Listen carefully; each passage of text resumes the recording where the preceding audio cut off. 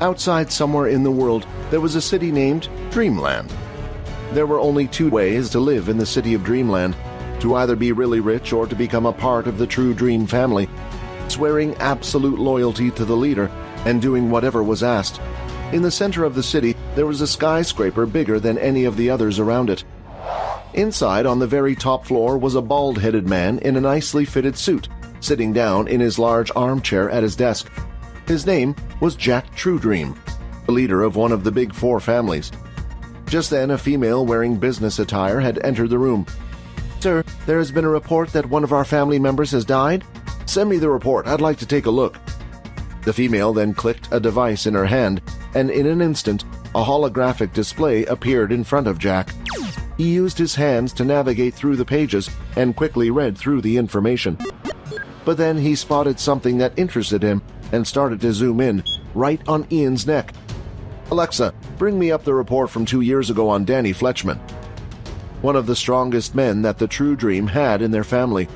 When he had died, it had come to a shock to him, and no one knew who or what had done it. Apparently, they coincidentally came across Ian when they were out looking for two students. I don't know much of the details.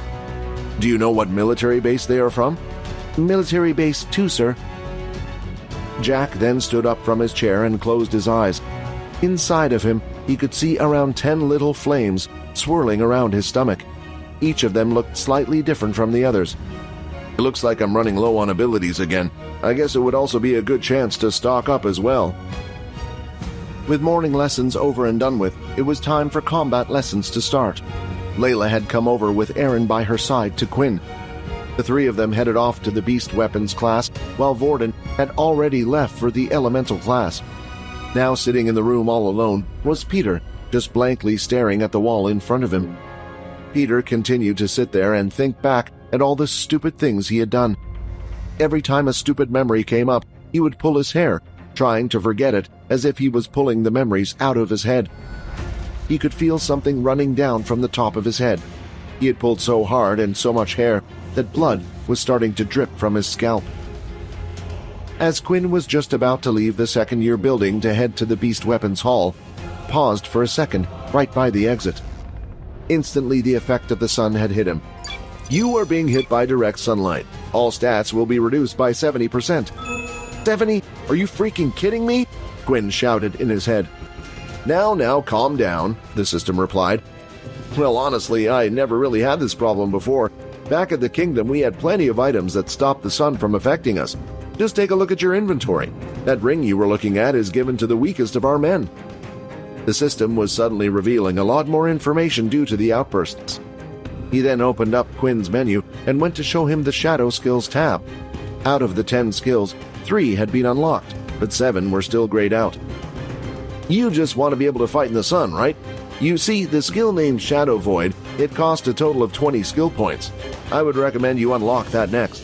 This skill allows you to create your own space of shadows, blocking it from not only the sun, but outside viewers as well."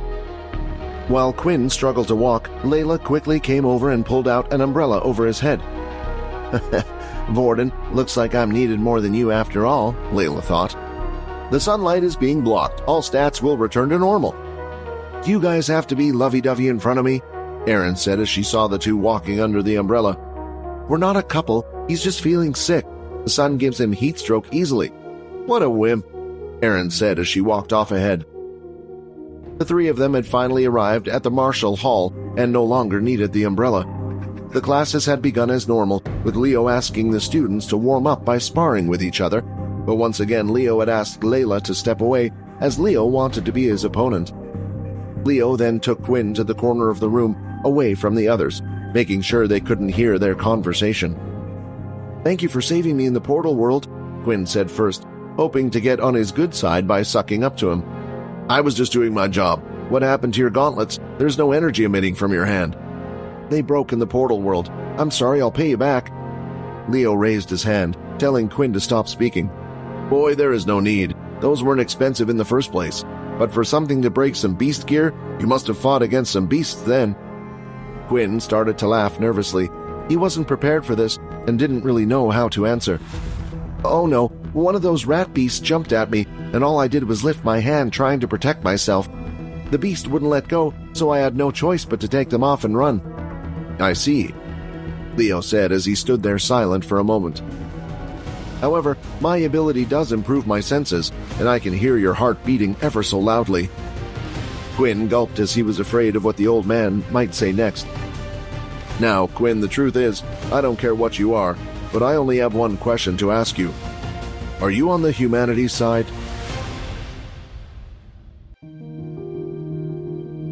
Hi, Quinn here. Wondering what happens next? If you want to jump the queue and unleash all episodes, click on the link here and install the Pocket FM app.